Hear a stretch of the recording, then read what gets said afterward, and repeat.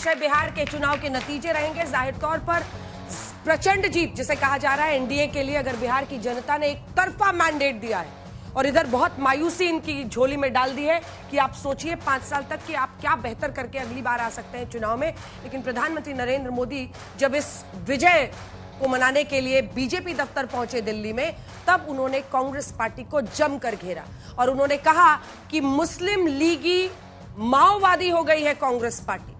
और उन्होंने यह भी प्रेडिक्ट किया कि आने वाले दिनों में कांग्रेस पार्टी का विभाजन हो जाएगा। तो क्या इन बातों में दम है? कांग्रेस पार्टी में क्या वाकई आपसी मतभेद की वजह से यह सब कुछ हो रहा है? दूसरी तरफ क्या लेफ्ट लीनिंग, माओवादी लीनिंग का यह आरोप कांग्रेस पार्टी पर लगाना सही है?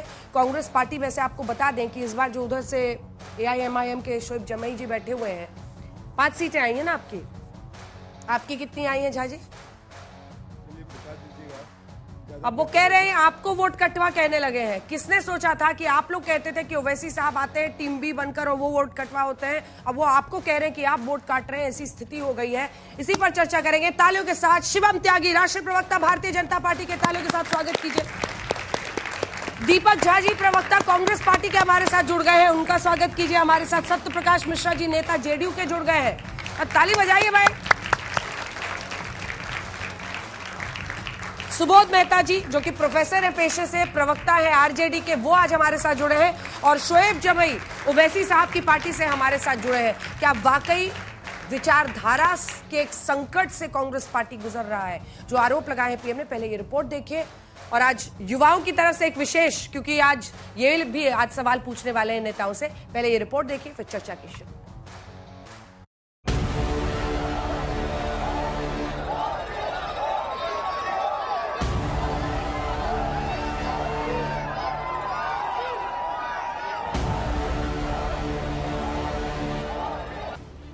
आज कांग्रेस मुस्लिम लीगी माओवादी कांग्रेस यानी एमएमसी बन गई है।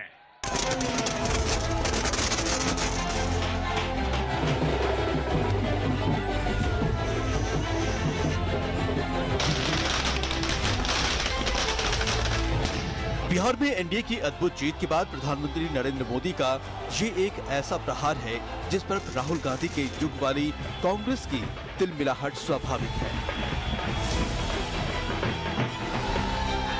आज की कांग्रेस की जो व्याख्या प्रधानमंत्री कर रहे हैं वो पार्टी पर अब तक का सबसे तीखा हमला है। जो कांग्रेस के नामदार है, ये जिस रास्ते पर कांग्रेस को लेकर चल रहे हैं, इसके प्रति घोर निराशा, घोर नाराजगी अंदर ही अंदर पनप रही है। और मुझे तो आशंका है, हो सकता है कि आगे कांग्रेस का एक और बड़ा विभाजन हो। कांग्रेस न सिर्फ बिहार के इस नतीजे से सिकुड़ी है, बल्कि बीजेपी के नेता इस तथ्य को जोर शोर से उठा रहे हैं कि पिछले 2 दशकों में राहुल गांधी के युग वाली कांग्रेस 95वां चुनाव हारी है। कांग्रेस के ऐसे प्रदर्शनों के बीच प्रधानमंत्री ने कांग्रेस के एक और विभाजन की भविष्यवाणी ऐसे समय में की है जब कांग्रेस के शशि थरूर जैसे नेता लगातार कई मसलों पर कांग्रेस मशीनरी को आईना दिखा रहे हैं, जबकि कांग्रेस नेतृत्व के करीबी नेता लगातार राहुल गांधी के आरोपों को जोर शोर से उठाते हैं कि आज संवैधानिक संस्थाओं पर हमले हो रहे हैं।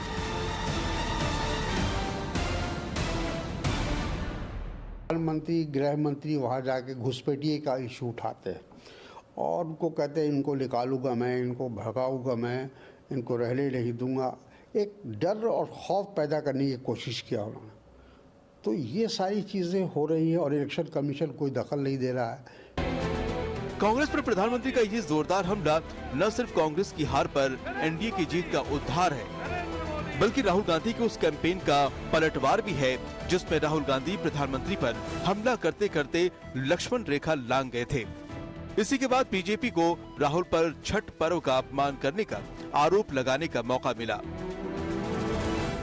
मैं कह रहा हूँ आप उनको कहो कि देखो भैया हम आपको वोट देंगे, आप स्टेज पे आके नाच लो, वो नाच लेंगे। जो लोग छठ पूजा को ड्रामा कह सकते हैं, वो बिहार की परंपरा का कितना सम्मान करते होंगे। और इनकी हेकड़ी देखिए साथियों, छठी मैया से कांग्रेस आरजेडी ने आज तक माफी नहीं मांगी। नरेंद्र मोदी के सत्ता शिखर में आने के बाद से राहुल गांधी ने कई बार उन पर निजी तीखे हमले किए। हर बार प्रधानमंत्री का पलटवार राहुल गांधी पर भारी पड़ा। कांग्रेस की कमजोरी उजागर हुई। बिहार राहुल गांधी की उसी कमजोरी का एक और नतीजा बनकर सामने आया है। ब्यूरो रिपोर्ट, आज तक।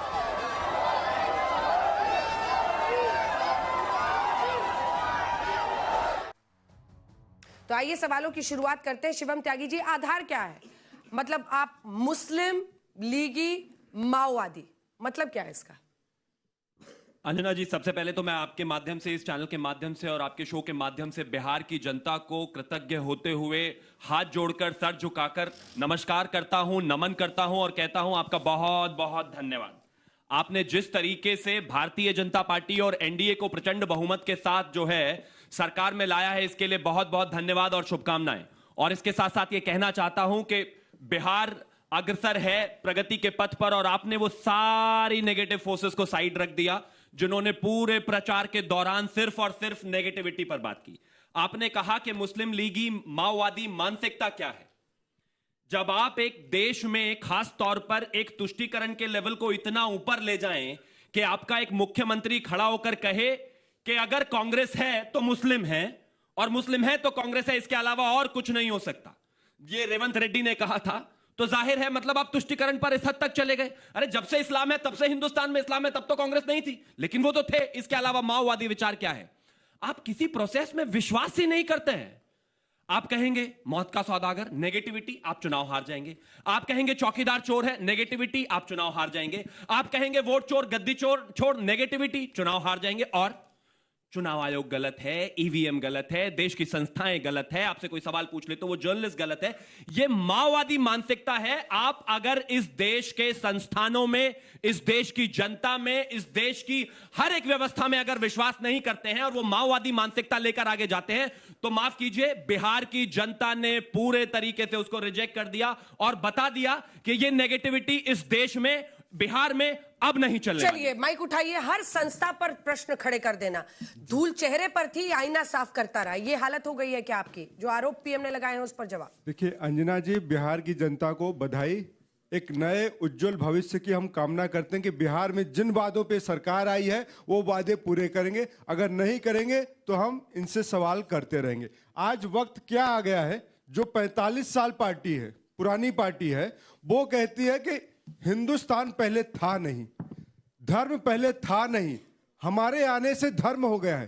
तो ऐसी जो परिकल्पना रची जा रही है वो भाजपा के द्वारा, तो क्या आप लोग ये मानने को तैयार है क्या हिंदू धर्म 45 साल पुराना है, या आरएसएस के आने के बाद हिंदू धर्म का उत्थान हुआ है? आरएसएस से पहले भी हिंदू धर्म था। तो जो इन्होंने क्या किया है, हमारी संस्कृति क्या है, सभ्यता क्या है, कल्चर क्या है, वो है एतद् देश प्रसूतस्य सका सासाग्र जन्मना स्वम स्वम चरित्रम शिक्षेरन पृथिव्याम सर्वमानवा। जो उपनिषद कहते हैं कि हर व्यक्ति अपने चरित्र से इस राष्ट्र का निर्माण करेगा, अपने व्यक्तित्व से अपना योगदान देगा इस राष्ट्र निर्माण में। लेकिन भाजपा क्या कहती है, हम 20% और 80% की बात करते हैं, कपड़े देख के पहचानते हैं। इसलिए हम इनसे सवाल करते हैं तो मोदी जी आएंगे और जो मन होगा, कभी परिजीवी बोल जाएंगे, कभी कुछ बोल जाएंगे, तो उनके पास जुमलेबाजी करने के सिवाय कुछ है नहीं। तो जुमलाबाजी करना बंद करिए, मुद्दों पे बात करिए। आप देश के सर्वोच्च पद पे हैं, आप डरते किससे हैं? अब आप डरिए मत। जनता ने क्यों नकारा? छोड़िए मोदी जी को, इस पर बताइए कि जनता ने क्यों ऐसे नकारा कि मतलब एआईएमआईएम के साथ बराबर पर कांग्रेस आ जाए, ये क्या क्यों हुआ है? देखिए, इसको नकारना नहीं बोलते हैं। बात यह है कि भगवान श्री कृष्ण जब अर्जुन युद्ध नहीं कर रहा था तो उसको बोलते हैं हतो व प्राप्स्यसि स्वर्गम जित्वा तो भोक्ष्यसे महिम, और तस्मात् उत्तिष्ठ कौन्तेय युद्धाय निश्चय, मतलब युद्ध का निश्चय करो, हार और जीत होती रहेगी। ये चुनाव हारे ना, ये लोकतांत्रिक प्रक्रिया का एक क्रम है, सतत प्रक्रिया चलने वाली है। अगर आज हम हारे हैं तो हम कई बार जीते भी हैं। बात इस पे हमें गुरूर नहीं है और दुख है, इस बात का आत्मचिंतन होगा, पार्टी के अंदर बात होगी।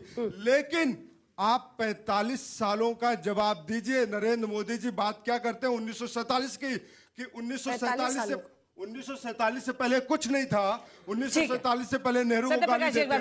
लेकिन 10 सेकंड बात यह है कि 1947 और 2047 ये सपने दिखाते हैं 2047 का। हम उसको लेकर आते हैं कि 1947 से पहले हमने हिंदुस्तान को बनाया है, इस देश में कुर्बानी दिया है, खून दिया है। ये तो गद्दारों की कौम से आने वाले उस सभा के लोग हैं जिस पे आज कहते हैं कि हमने हिंदुस्तान बनाया है, हमने हिंदुत्व बनाया है। हमारे सब कुछ सूरज, नदी, पानी, धरती सब आपके आने के बाद आया है। सब 2014 के बाद आया है। इनके सांसद के ऊपर देशद्रोह का केस चल रहा है। पहली बात, इनके सांसद के ऊपर देशद्रोह का केस चलेगा। जल्दी जल्दी जल्दी एक ही लाइन बोलूंगा, ज्यादा नहीं। इतनी बड़ी हार के बाद भी इनका कॉन्फिडेंस देख रहे, कह रहे ये हार नहीं है, आपको हराया नहीं है, बिहार की जनता ने लिटरली कूट दिया है इन लोगों को। ये गजब बात हो गई, ये हार नहीं लग रही है इनको। और मैं एक चीज कहना चाहता हूं, मैंने ऐसा कुछ नहीं कहा जो इन सब ने कहा, लेकिन इतना तय है कि आज भी अगर स्थिति ये है, इतनी बुरी हार के बाद भी अगर स्थिति ये है कि वो हार को हार मानने के लिए तैयार नहीं है, इसे ही एक मानसिकता, मुस्लिम लीगी, माओवादी मानसिकता कहा जाता है। निकलिए इससे बाहर, निकलिए इससे बाहर।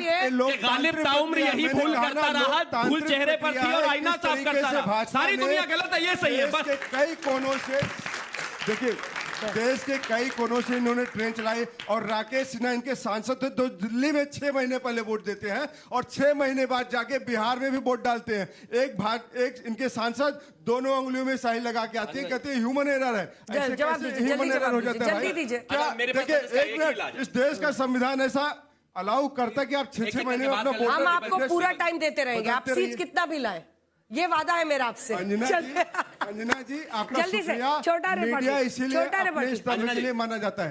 आपने एक फिल्म आई थी 1996 में जुदाई, वो देखी है क्या? नहीं, मैंने आप लोगों ने देखी है?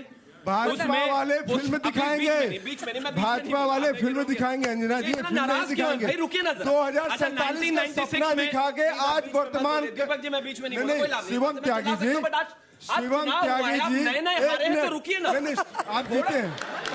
अंजना जी थोड़ी तो मर्यादा रखिए भाई, बोलने हमको ज्यादा। अच्छा ठीक है, आज लड़ाई नहीं करते, हम वोट नहीं मांगते, मैं बोल लेता हूँ फिर आप बोलिएगा जल्दी। 1996 में एक फिल्म आई थी जुदाई, उसमें उपासना सिंह और जॉनी लीवर का किरदार था। जॉनी लीवर जाता है उपासना सिंह के पास, कहता है कि आप खाना खाएंगी? वो कहती है अब्बा जब्बा डब्बा। वो कहता है कि आप पानी पिएंगी? कहते हैं अब्बा जब्बा डब्बा। कहते हैं घूमने चले? कहते हैं अब्बा जब्बा डब्बा। इनसे कोई सवाल पूछ लो चुनाव आयोग, इनसे कोई सवाल पूछो ईवीएम, इनसे कोई सवाल पूछो वोट चोरी। अरे चुनाव के समय अगर कोलंबिया चले जाओगे तो हारोगे ही ना, चुनाव के समय अगर जंगल सफारी करोगे तो हारोगे ही ना, अगर एग्जाम के समय विदेश घूमने चले जाओगे तो क्या होगा? हारेंगे ना। झाल बजाने नहीं आए हैं, बाकी लोग झाल बजाइए, बस वोट चोरी। ऐसा नहीं है भाई। इनसे कोई सवाल पूछे, कहते हैं अच्छे दिन आएंगे 2047 में। आज रोजगार आप मांगोगे, बोलेंगे 2047 तक हम एक उन्नत भारत बनाएंगे। तो 2047 का सपना जो है वो झुंझुना है। एक शब्द है हमारे शास्त्रों में, धर्मपरायण, दूसरा है धर्मांध। लोगों को धर्मांध बनाने की कोशिश कर रहे हैं। मैं ऐसी भाषा का इस्तेमाल नहीं करना चाहता, लेकिन वो झुंझुना राहुल गांधी जी के पास ही है फिलहाल। तो अभी जनता ने थमा दिया उनको कि भाई सॉरी, संविधान के हिसाब से चलने वाले लोग हैं। भाषा है ये, वो झुंझुना सिर्फ एक ही नेता के पास है इस समय इस देश में, जहां चुनाव हरा देते। सत्यप्रकाश, महंगाई, सही है, मुस्लिम लीग माओवादी कांग्रेस हो गई है, विभाजन हो जाएगा कांग्रेस में। देखिए, कांग्रेस पार्टी और उनके मुखिया, उनके विपक्ष के नेता राहुल गांधी जी का जो लगातार बयान है वो नकारात्मक है। जब वो कहते हैं कि स्टेट से लड़ेंगे, भारत के स्टेट से लड़ेंगे, जब विदेशों के धरती पर जाकर कहते हैं लोकतंत्र नहीं है भारत में, जबकि हर जगह वो कुछ ना कुछ ऐसा करते रहते हैं जिससे पता चलता है कि लोकतंत्र बहुत मजबूत है। कांग्रेस पार्टी मोदी जी की कब्र खोदने लगती है तो उसमें लोकतंत्र मजबूत दिखता है। राहुल गांधी जी एक रणनीतिक रूप में बीमार हो गई है कांग्रेस। जब जो दवाई समझ में आता है वो खाते रही है, लेकिन वैचारिक रूप में कांग्रेस का पतन बहुत तेजी से हुआ। जितना संस्कृत ये दीपक झा जी बताते हैं, राहुल गांधी जी को काहे नहीं समझाते हैं आप?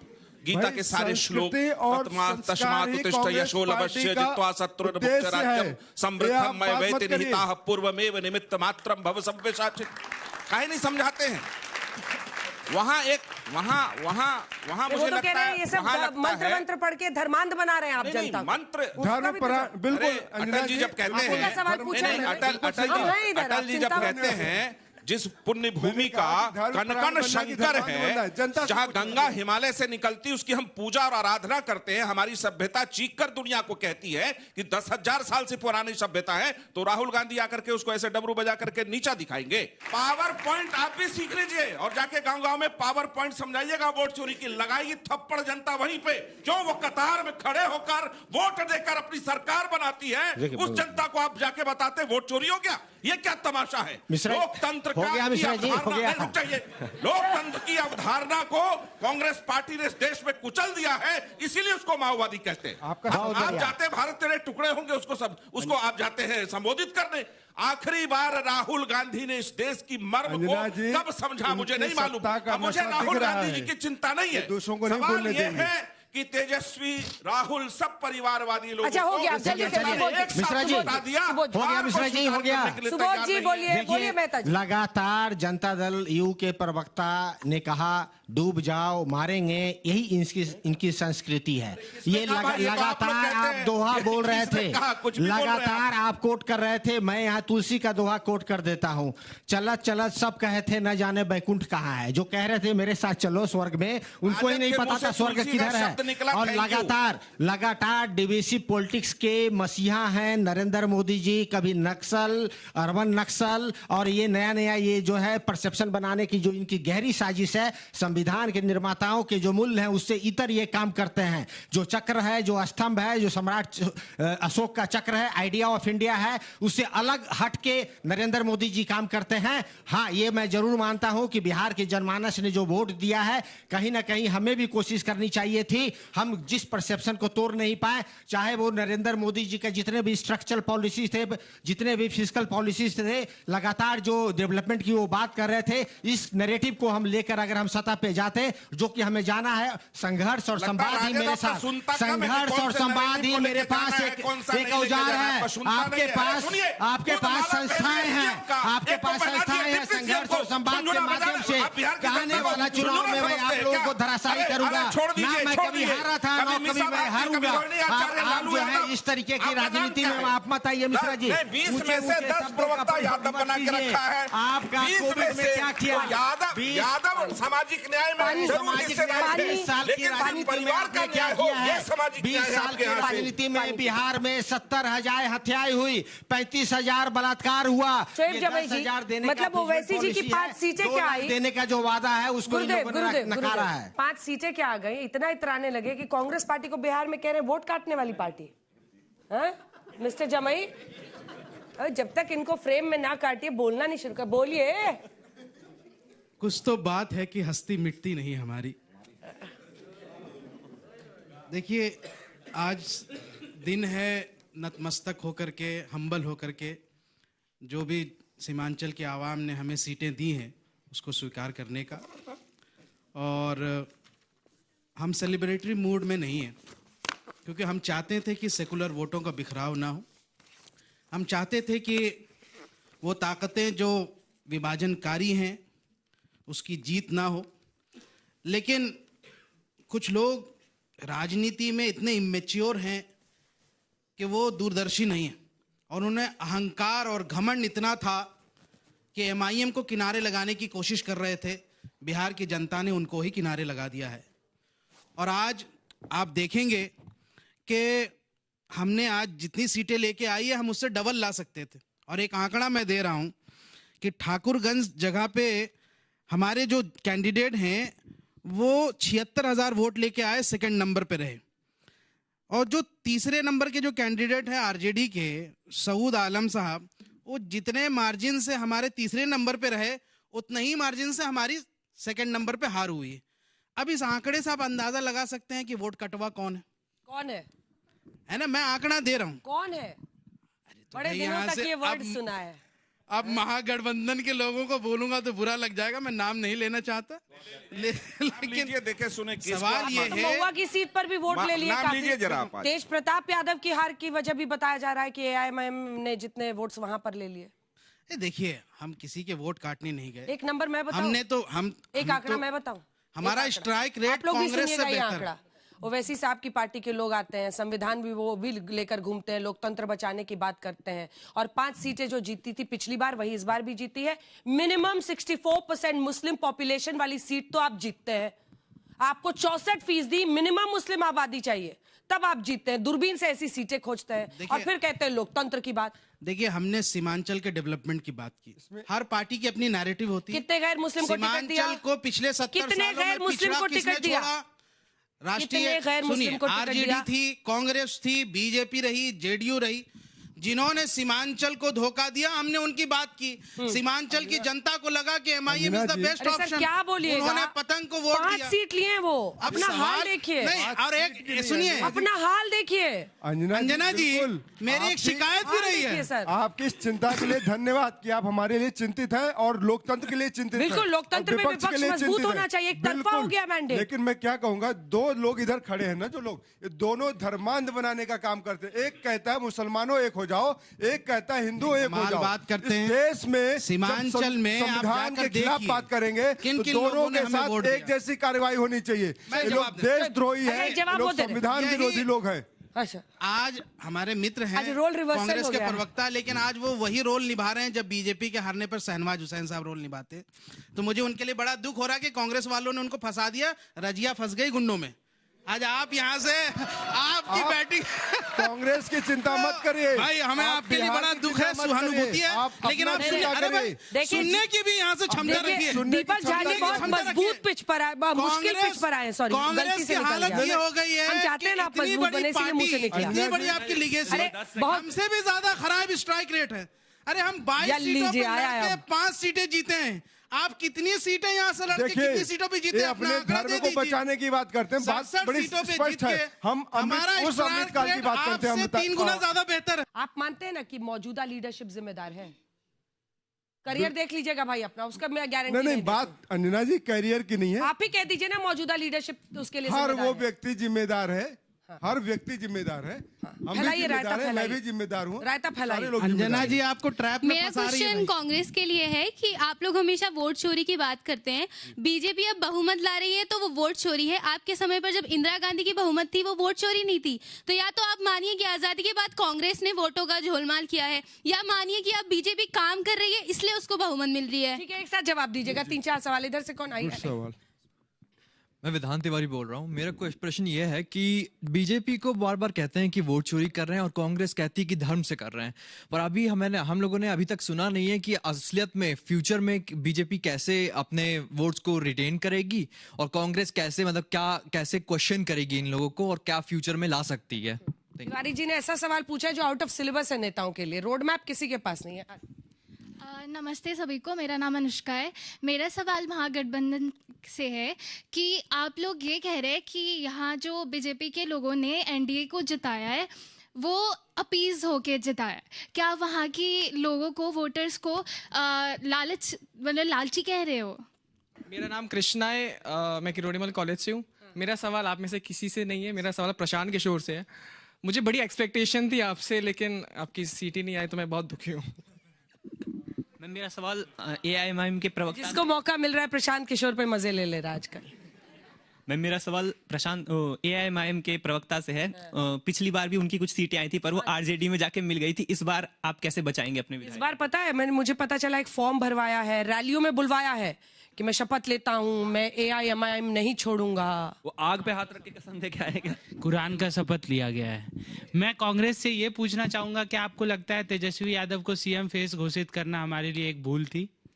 अच्छा, सर सभी को नमस्कार, मेरा नाम शिखर सिंह है। सर सबसे पहले तो मैं ये पूछना चाहता हूँ आप सबसे कि आप लोग सैफी की बात करते हैं, आप लोग अपने स्टेट से क्यों नहीं शुरुआत करते? आप ये क्यों नहीं कहते सर मोदी जी हमने अपने स्टेट से शुरुआत कर दी है सैफी की, आप हमारे पीछे चलिए। जल्दी छोटे-छोटे सवाल जल्दी से। So I'm Yugansh and I would like to ask the BJP that if we are aiming for a 2047 developed Hindi में बोल पाएंगे? बिल्कुल। अगर हम 2047 में एक डेवलप्ड कंट्री का टारगेट लेके चल रहे हैं एंड फिर भी हम एक बड़ा चंक ऑफ जो हमारा बजट है उसको हम फ्रीबीज और इस सब में बांट रहे हैं, तो ताली बजाइए इस सवाल पे, जोर से ताली बजाइए। पैसा हमारा टैक्स पेयर का और जाता है इनके वोट खरीदने के लिए, है ना? इसका जवाब 2 सवाल मैं आ रही हूँ, मैं लूंगी जवाब, सबसे लूंगी। 2 सवाल इधर है, उसके बाद से मेरा सवाल कांग्रेस से कि कांग्रेस अगर विकास की बात करता है कि अभी भी विकास चाहिए, तो वो वोट चोरी के टॉपिक पे क्यों जा रहा है? वो उस पर क्यों नहीं जाता कि डेवलपमेंट होना चाहिए? बीजेपी जहां गलत करी, बीजेपी को वो बताए रादर देन कि वोट चोरी हुआ है इलेक्शन। चाह रहे हैं झाजी नेताजी को सिखाएं जाके, अपने नेता को। जी नमस्कार, मेरा नाम सक्षम अग्रवाल है। मैं आपसे कांग्रेस के प्रवक्ता से ये सवाल पूछना चाहता हूँ। आप कह रहे थे कि आपको नौकरी आज चाहिए, 2047 में चाहिए। सर मैं आपसे बोलता हूँ कि मेरे को नौकरी आज चाहिए। मोदी जी के पास उसका रोड मैप है, आपके पास उसका रोड मैप है क्या? अगर है तो आप मुझे बताएं, क्योंकि मैं सर ऐसे नौकरी नहीं मिलती है कि 10 लाख की नौकरी देने का हम वादा कर रहे हैं और हम आपको दे देंगे और रिजल्ट जीतने के बाद आप मुकर जाएं। ठीक है, अभी बहुत अंदर भरा है इसके, तुम्हारा सवाल समझ गए हो। नमस्कार, मेरा नाम अक्षिता है। मेरा क्वेश्चन कांग्रेस से ये है कि सेक्सुअल हरासमेंट की बात करते हैं तो गवर्नमेंट सिर्फ जो पार्टी अभी चल रही है, बीजेपी की रिस्पॉन्सिबिलिटी नहीं है सेक्सुअल हरासमेंट पे देखना। अपोजिशन भी तो इंसान ही है, उनको भी तो देखना चाहिए ना एटलीस्ट कि ठीक है उन्हें भी कुछ करना चाहिए। ये नहीं कि सिर्फ बीजेपी रिस्पॉन्सिबल अगर सेक्सुअल हरासमेंट हो रहा है तो। आरोपों को लेकर चलिए ठीक है, अब सवालों की शुरुआत करते हैं। मुझे लगता है कि कांग्रेस महागठबंधन आपके लिए एक परसेप्शन की लड़ाई है। आप लोग हमेशा इस बात पर नाराज होते हैं कि सत्ता में ये सवाल हम ही से पूछ रहे हैं। अब ये युवा है, अलग अलग कॉलेजेस के आए हुए हैं, कोई लॉ पढ़ रहा है, कोई एमबीए कर रहा है, कोई बीबीए कर रहा है। ये आज भी आप ही से सवाल पूछ रहे हैं। आपके सत्ता से गए कितने साल हो गए? अंजना जी, इनका भरोसा हमारे साथ है, ये बहुत बढ़िया बात है। आपने सवाल सुने, इनको उम्मीद है, सब मना करने लगे। सुने, इनको उम्मीद है, सवाल आपके साथ है, सवाल है, भरोसा भी है ना, सवाल इसीलिए है कि भरोसा करते हैं। इसका दूसरा पहलू क्या है? किसी बच्चे ने यहाँ पे कहा था कि वोट चोरी, हरियाणा में देखा आपने किस तरीके से एक विदेशी महिला के फोटो लगे हुए कई मतदाताओं पे देखा गया था। राकेश सिन्हा जैसे व्यक्ति 6 महीना पहले दिल्ली में वोट डालते हैं, बिहार में भी डालते हैं, बदल सकते हैं, लेकिन क्या नैतिकता के आधार पे जायज है? अपनी अंतरात्मा से सवाल पूछिए। दूसरा बच्चे ने कहा कि आज आपको नौकरी चाहिए, मैं कहता हूं बिल्कुल चाहिए। हमने स्कूल बनाए, कॉलेज बनाए, मेडिकल कॉलेजेस बनाए, आपने सरकारी इमारतों की दीवारों को ध्वस्त कर दिया। उठा के डेटा उठा लीजिए, पिछले 10 सालों में लगभग 50,000 चुप रहिए, पिछले 10 सालों में लगभग 50,000 स्कूल प्राइवेट स्कूलों को इन्होंने बढ़ावा दिया, मेडिकल कॉलेजेस की फीस बढ़ा दी गई, और आप बात करते हैं कि हम लोगों को सड़क और जीवन सुरक्षा देंगे। बिल्कुल नहीं, देखिए इनको तो चुप करा दीजिए। अभी तो जनता का सवाल ले रहे हैं ना, अहंकार नहीं, अहंकार नहीं। अब सत्यप्रकाश जी मैं माइक ले लूंगी सर, प्लीज, ये गलत बात। आप एक क्रेडिबिलिटी और ट्रस्ट डेफिसिट से क्राइसिस से, क्रेडिबिलिटी क्राइसिस और ट्रस्ट डेफिसिट से गुजर रहे हैं। उस बच्चे का जवाब तो दीजिए। देखिए बात नहीं है, बात यह है कि हम आपको कहते हैं कि आप अपनी जिंदगी में क्या करेंगे, किस तरीके से जीना चाहते हैं, आपका अधिकार है। भाजपा के लोग, आरएसएस के लोग कहते हैं आप 10 बच्चे पैदा करो। नहीं आओगे ना, वो रोड मैप पूछ रहा है बच्चा, समस्या भाजपा है, रोड मैप पूछ रहा है, रोड है ये समस्या, आपके पास उसका निदान क्या है ये पूछ रहा है वो। रोड मैप हमारे 3 बार में तो सवाल समझे आप अंजना जी, 3 बार रोड मैप जब हम घोषणा पत्र लॉन्च करते हैं, जब घोषणा पत्र जारी करते हैं तो उसमें सारे के सारे रोड मैप तैयार किए जाते हैं कि प्राइवेट सेक्टर में, गवर्नमेंट सेक्टर में किस तरीके से जॉब क्रिएट करेंगे। तो पूरा का पूरा आपके सामने एक स्ट्रक्चर खड़ा किया जाता है, किस सेक्टर से, किस फील्ड से कितने बच्चे आएंगे, उनको कहां कहां प्लेसमेंट दिया जाएगा, वो सारा का सारा मैं यहाँ पे 2 सेकंड में आपको नहीं बता सकता, उसको आपको पूरा रीड करना पड़ेगा। ठीक है, पूरा रीड करना पड़ेगा। हम काला धन की बात करने को जुमला नहीं कहते, काला धन आएगा, काले धन वाले लोग आएंगे। गुरुजी अब इनका अब तो बोलना था, जनता को कन्विंस करना था सर चुनाव के पहले, जल्दी बोलिए। अंजना जी, हमारे पास रोड मैप है, तभी हम हरियाणा में 3री बार, दिल्ली में 25 साल बाद, महाराष्ट्र में रोड मैप इनके पास एक चीज का है, चुनाव कैसे जीतेंगे, तिकड़म कैसे करेंगे, धोखेबाजी कैसे करेंगे, सत्ता का दुरुपयोग कैसे करेंगे, इसके लिए इनके पास रोड मैप है। कोई लाभ नहीं है इस बात, इसके लिए रोड मैप हो गया आपका। थैंक यू वही मैं अब जवाब दीजिए। नहीं, लेकिन उस बच्चे ने ये भी बात कही कि नौकरी आज चाहिए। मैं एक चीज पर जवाब दूं। एक बड़ा चैलेंज है आपकी सरकार सरकार के लिए। वादा है, रोड मैप पे 2 करोड़ की नौकरी का वादा था अंजना जी। मेरा निवेदन है, याद दिलाता हूं तो जाहिर है हमारे पास रोड मैप है, तभी हम 14 से 19 से 24 जीते। इसके बाद हरियाणा में भी तीसरी बार जीते, महाराष्ट्र में भी तीसरी बार जीते, बिहार में 20 साल के बाद फिर से जीते, दिल्ली में 25 साल बाद आए। हम pro people, pro govern, pro development सरकार है, तभी हम यहां पर लगातार सरकार में आ रहे हैं। और एक और चीज कहना चाहता हूं, हमारे पास विजन है, तभी जनता हमें सपोर्ट कर रही है। और आज तक की ये वाली वीडियो तो बहुत ज्यादा वायरल जानी चाहिए। एक 18 साल से लेकर 25 साल तक के हर एक बच्चा जान गया है कि वोट चोरी में कुछ नहीं है, लेकिन आपका जो वो पार्टी का बच्चा है वो समझ ही नहीं रहा है कि ये बिल्कुल बोगस क्लेम है, इसका कोई सेंस नहीं है। अब अंजना जी ने एक बात और कही कि फ्री बीज को लेकर खासतौर पर महिलाओं के लिए जो पैसे, आप एक बात मानती हैं अंजना जी कि आजादी के बाद और पहले से हमेशा से इस देश का जो 50% हिस्सा महिला है वो कहीं ना कहीं उनको पीछे रखा गया, आप मानती हैं कि नहीं?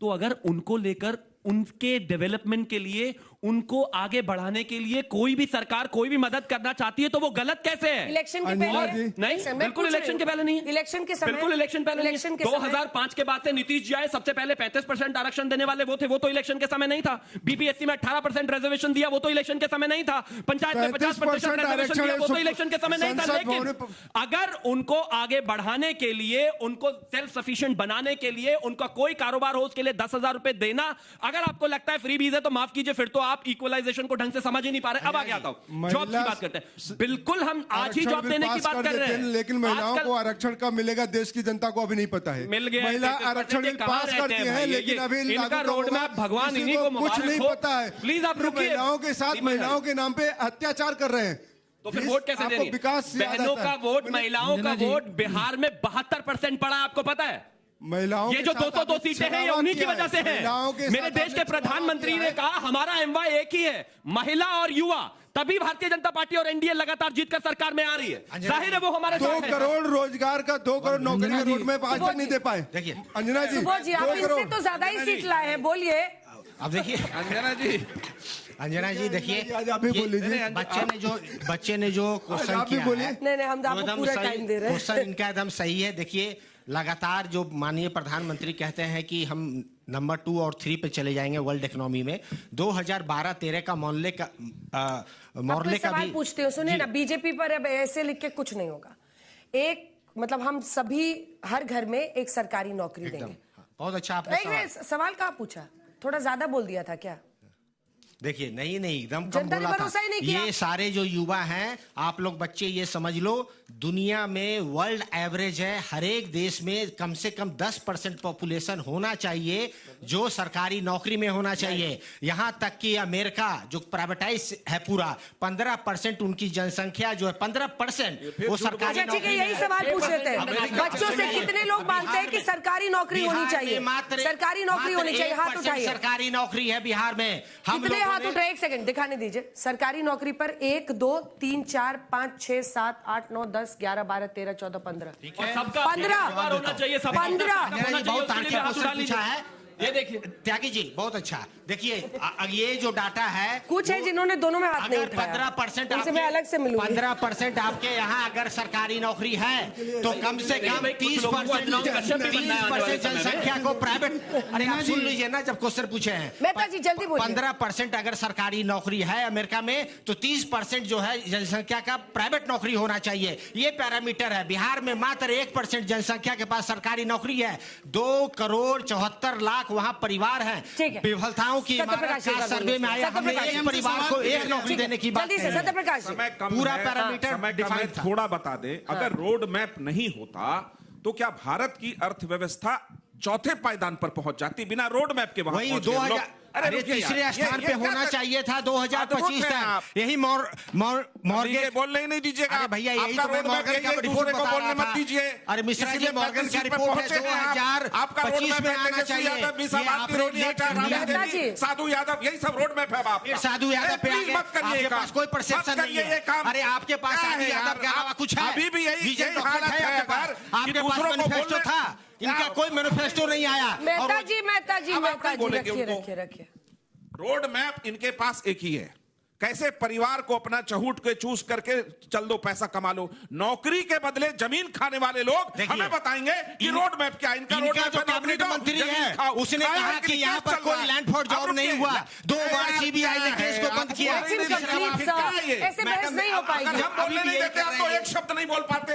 आपसे बहुत ऊंची आवाज है, फिर मेरी एक शब्द नहीं बोलने देते। हम लोग को पता चल गया, एक शब्द नहीं बोल पाएंगे, फिर ऊंचा आवाज है और कुछ नहीं है। एक शब्द नहीं बोल पाएंगे, अगर डिस्टर्ब करेंगे तो फिर एक शब्द नहीं बोलने दूंगा। अगर आप डिस्टर्ब करते रहेंगे ना, एक शब्द नहीं बोल पाएंगे आप।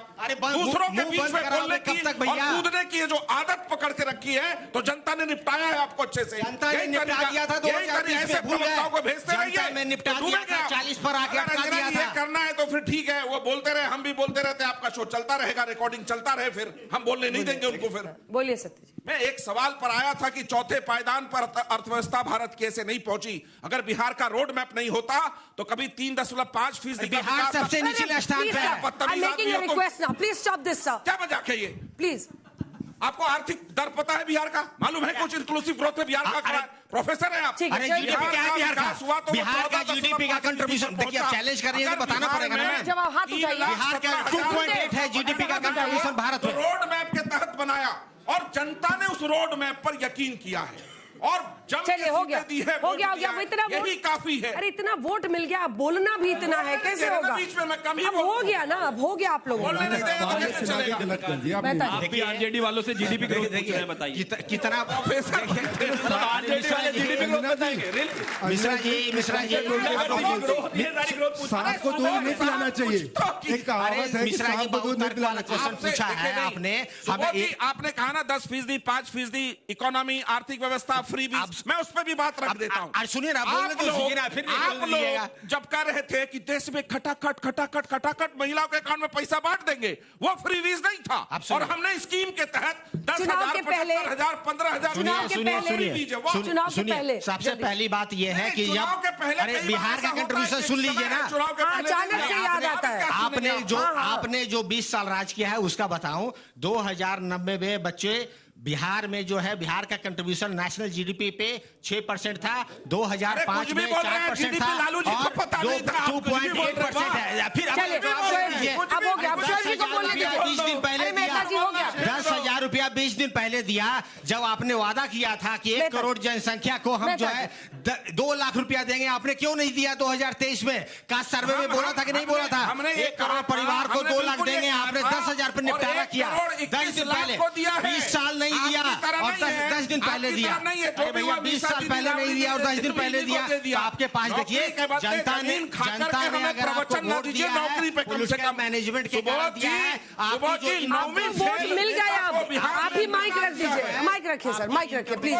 शोएब जनता को, बिहार की जनमानस, पानी भी पिलाया बीच में आप बोलते हैं, ये ठीक नहीं करते। ना मिश्रा जी बोल रहे हैं, आप बता रहे हैं मुझे, हम किसी के बीच में बोलते हैं। अंजना जी थोड़ा दोस्त इसका आप पे भी जाएगा, इनको दीपक जी पानी पिलाएं। सारा दोष मेरे ऊपर है, पानी देख लीजिए, हम किसी के बीच नहीं बोलते, हमारे बीच में, तो फिर हमको दिक्कत होगी। दीपक जी आप तो नारद मुनि हैं। अरे नहीं बोलने देते, अब आप नारद कह लीजिए, हम आपको जरासंध कह दे तो काम चल जाएगा। नहीं, पहली बात तो यह है कि हमारे दोस्त ने, हर्ष ने सवाल पूछा MIM से, मैं उसका जवाब दूंगा, लेकिन पहले इतना कहना चाहूंगा, अपने दोस्त कांग्रेस के हमारे दीपक जी हैं, दीपक जी आप आए नहीं हैं, आपको लाया गया है। मतलब समझ गए लोग? नहीं, कोई नहीं समझा। समझ, आपको भेजा गया है, कोई नहीं समझा। नहीं समझ गए। देखिए आप बार-बार आज आप उसको बहुत समय दे रहे हैं, आप बार-बार जबरदस्ती कर रहे हैं। आप मेरे दोस्त है भाई, दोस्ती नहीं है हमारी। आप उन्होंने तो लव लेटर लिखा था चुनाव के पहले। नहीं है, क्यों गले पड़ रहे हैं भाई? आपको लाया गया है, मैं कह रहा हूँ, थोड़ा वोट कम पड़ता आपका, इसलिए तो मैंने कहा आप हमारे दोस्त नहीं है। आप बोल रहे थे पब्लिकली, बराबरी पे आके खड़े हो गए साहब। बराबरी आप बोल रहे थे, मैं नहीं बोला ना, अब मैं बोलता हूँ। देखिए, बिहार के सीमांचल के आवाम ने एक मैंडेट दिया। पिछले बार जिन्होंने गलतियां की थी, आज उनका हाल जाके देख लीजिए। जो कि हाट में शहनवाज आलम, जो मंत्री बनने के चक्कर में हमारे विधायक को तोड़ के आरजेडी में लेके गए, वो आज 4थे नंबर पे पहुंच गए। 56 साल के बाद उस परिवार के अलावा कोई हमारा MIM का विधायक बना है, जल्दी। तो सबक है, इस डेमोक्रेसी में किसी की कोई गुलामी नहीं है। हाँ। लोकतंत्र के अंदर किसी पार्टी की गुलामी नहीं। जो जितना ईमानदारी से मेहनत करेगा उतना मिथिलांचल भी है, पाटलिपुत्र भी है। ये ज्ञान आपकी पार्टी को कब आएगा? तालियों के साथ आप सभी का बहुत बहुत धन्यवाद, बहुत धन्यवाद, बहुत धन्यवाद। और खास तौर पर इस जनता का जो हमारे साथ डटी रही और इस बहस में उन्होंने जबरदस्त सवाल पूछे। उधर वाले हिस्से में भी हमें दिखा दीजिए एक बार, इधर वाले हमारे बच्चे जो, इनको भी दिखाइए भाई, सब दिखे टीवी पर भाई अच्छे से। ये बच्चा तो कैमरे से चेहरा ही नहीं उठा रहा था। तालियों के साथ आप सभी का बहुत बहुत धन्यवाद। देश